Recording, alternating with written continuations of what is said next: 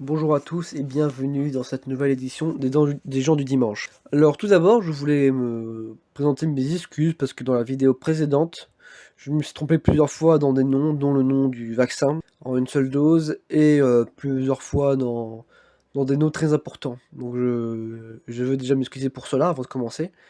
Et maintenant, commençons par les infos si vous voulez bien. À Saint-Pétersbourg, un gigantesque incendie ravage une fabrique historique. La manufacture Navaski, au sud-est de la ville, est classée monument historique. Plus de 10 000 mètres carrés ont déjà été emportés par les flammes lors d'un incendie. C'était malheureusement une grande perte historique. Ensuite, Blanquer a été cas contact cette semaine, en début de semaine pour être précis. Donc il s'est mis en isolement d'après BFM. Des tags antisémites ont été découverts sur le fronton de Sciences Po à Paris. La direction de l'établissement parisien a éventuellement dit lundi que c'était un acte odieux et lâche. Et ils ont porté plainte contre ces tags qui ont certainement été mis suite à évidemment le scandale de Sciences Po. Ensuite, les restaurateurs se réjouissent ce vendredi du maintien de l'objectif d'une réouverture mi-mai des terrasses de leur établissement, qui génère environ 30% de leur chiffre d'affaires, ce qui est pas négligeable à cette époque. N'oublions pas que les restaurateurs sont plus touchés par la crise et c'est vraiment très triste quand on y pense. Tout en attendant d'en connaître la modalité, certaines lieux culture et certaines terrasses rouvriront à la mi-mai, a annoncé Gabriel Attal.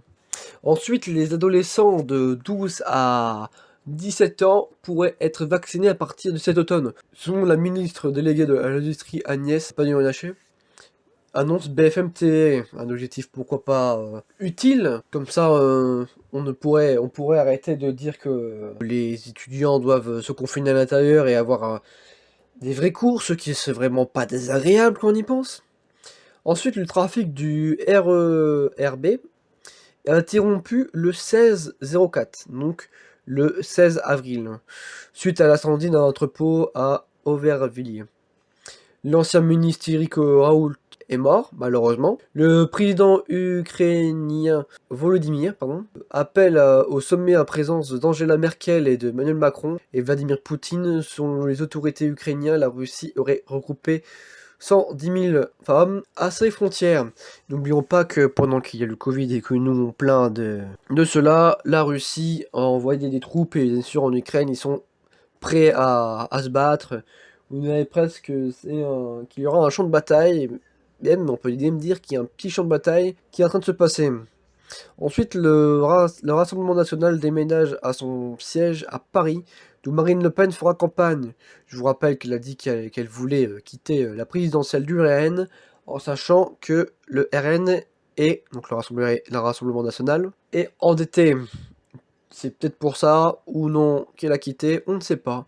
Dans tous les cas, c'est ce qu'elle veut faire, elle veut quitter. Ensuite, génocide des Tutsis. Un prêtre d'origine rwandanaise, réfugié en France, mis en examen Marcel Itayasu, est accusé de génocide et de complicité de crimes contre l'humanité. Il a été incarcéré mercredi. Réfugié en France, il avait été naturalisé un prêtre. Il avait été naturalisé. Un prêtre d'origine rwandaise a été mis en examen et incarcéré mercredi 14 avril.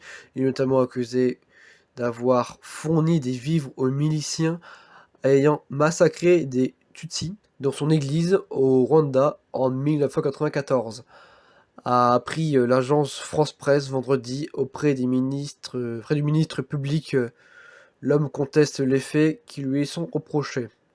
Tout ça vient d'un article de presse. Ensuite, il a eu la cérémonie du prince Philippe. N'oublions pas qu'il s'est passé samedi 17 avril. D'ailleurs, petite anecdote, lors de cette cérémonie, apparemment, il y aurait eu une dame qui a couru nue devant la cérémonie pour essayer de annuler ou autre chose. On ne sait pas pourquoi. Elle a été arrêtée par la police. Il y a une scène de guerre civile au Pakistan où les manifestations anti-France ne faiblissent pas. Paris a appelé jeudi les ressortissants français à quitter les pays en raison des menaces sérieuses. Effectivement, on peut dire qu'il y a un velan contre Macron et contre la France au Pakistan qui est assez regrettable parce que du coup il y a beaucoup de manifestations et c'est assez dommage. En jeu vidéo, c'est officiellement annoncé, Genshin Impact sort le 28 avril 2021 sur PS5 dans une version adaptée à la nouvelle console de Sony, bien évidemment.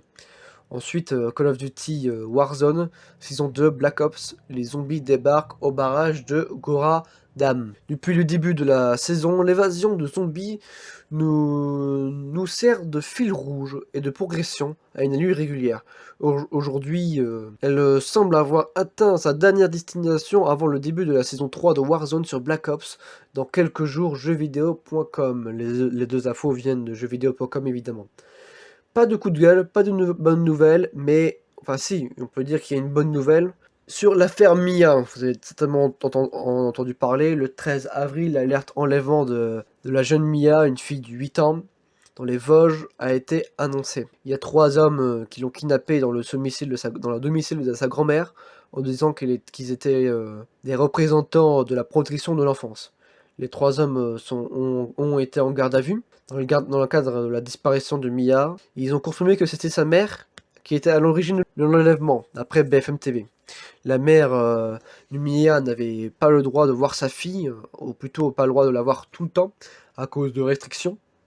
Les enquêteurs dans la DGSI avaient connaissance d'un projet d'enlèvement d'enfants à Épinal, entre le 12 et le 16 avril. Ce projet a été évoqué au milieu d'autres projets violents par le groupe complotiste qui a enlevé la petite Mia mardi, d'après toujours BFM TV. Apparemment, le groupe était complotiste et la mère était une sociopathe. C'est pas mes termes, c'est les termes de BFM TV. Je ne sais pas si c'est vrai.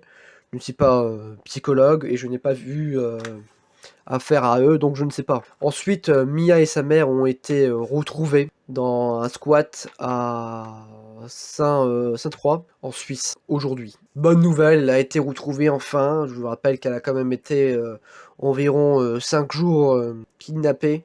On ne sait pas comment elle a été traitée, mais on espère que tout ceci n'a pas su être dur pour elle, même si, à mon avis, ça l'est.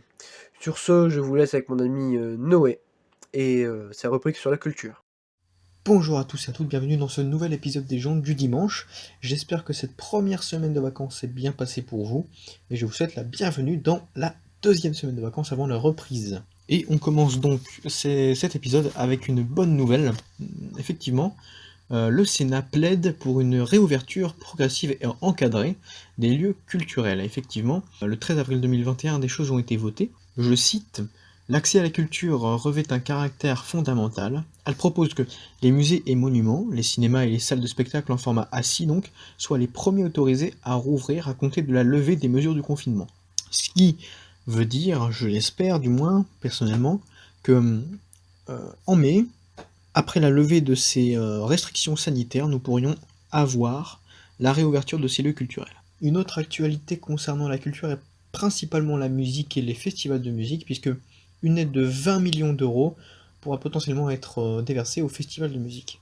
Et pour terminer cet épisode qui malheureusement a été court, mais effectivement aucune réelle actualité n'est sortie cette semaine, l'Europe voudrait mettre en place un pass vert, donc quelque chose qui a déjà été mentionné par avant, qui avait évidemment fait beaucoup de bruit, mais ici donc ça ne serait pas un pass vert pour tous les gens qui se seraient fait vacciner, mais un pass vert pour les gens qui sont vaccinés, pour les gens qui ont un test PCR négatif, afin de voyager librement dans l'Europe.